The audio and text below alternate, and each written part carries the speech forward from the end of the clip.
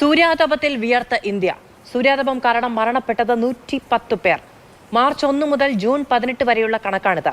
സൂര്യാഘാതമേറ്റത് 40,000-ലധികം പേർക്കെന്ന് കേന്ദ്ര ആരോഗ്യ മന്ത്രാലയം. അനൂപ് ദാസ് വിവരങ്ങളുമായി ഡൽഹിയിൽ നിന്ന് ചേരുകയാണ്. അനൂപ്, കേരളത്തിൽ നല്ല മഴയാണ്, പക്ഷേ ആ സമയത്ത് തന്നെ ഉഷ്ണതരംഗം അടക്കമുള്ള കാര്യങ്ങൾ ഉത്തരേന്ത്യയിൽ റിപ്പോർട്ട് ചെയ്യുന്നുണ്ട്.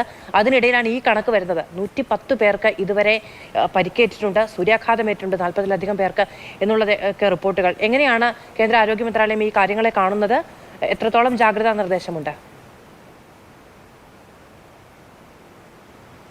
മാധു, അതീവ ഗൗരവത്തോടു കൂടിയാണ് ഈ ഒരു വിഷയത്തെ കേന്ദ്ര ആരോഗ്യ മന്ത്രാലയം കാണുന്നത്.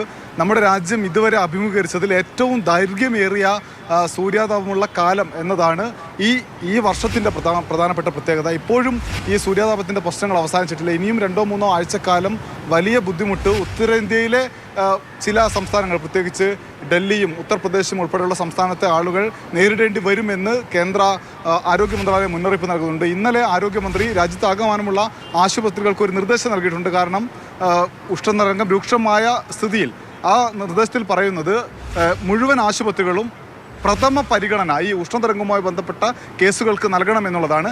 40,000 കേസുകളാണ് ഈ 3 മാസത്തിനിടയിൽ രാജ്യത്താകമാനം സൂര്യാതാപം കൊണ്ട് റിപ്പോർട്ട് ചെയ്തിട്ടുള്ളത്. അതിൽ 110 പേർ മരണപ്പെട്ടു. കുറേ ആളുകൾക്ക് സൂര്യാതാപമേറ്റ് പരിക്കേറ്റ് ആശുപത്രിയിൽ ചികിത്സ തേടേണ്ട അവസ്ഥ വന്നിട്ടുണ്ട്. അതുകൊണ്ട് ഇനിയും ദിവസങ്ങൾ ഇത്തരം പ്രശ്നങ്ങൾ ഉണ്ടാവും എന്ന് തന്നെയാണ് കേന്ദ്ര ആരോഗ്യ മന്ത്രാലയത്തിൻ്റെ വിലയിരുത്തൽ. ഇതൊരു പ്രശ്നം. രണ്ടാമത്തേത്, ഇപ്പോൾ മാധു തന്നെ പറഞ്ഞു, കേരളത്തിൽ മഴയാണ്, ഉത്തരേന്ത്യയിൽ പല സ്ഥലത്തും കൊടും വെയിലാണ്, അസമിൽ മഴയുണ്ട്. ഇങ്ങനെ കാലാവസ്ഥാ വ്യതിയാനത്തിൻ്റെ ഒരു പ്രശ്നം കൂടി നിലവിലുണ്ട്.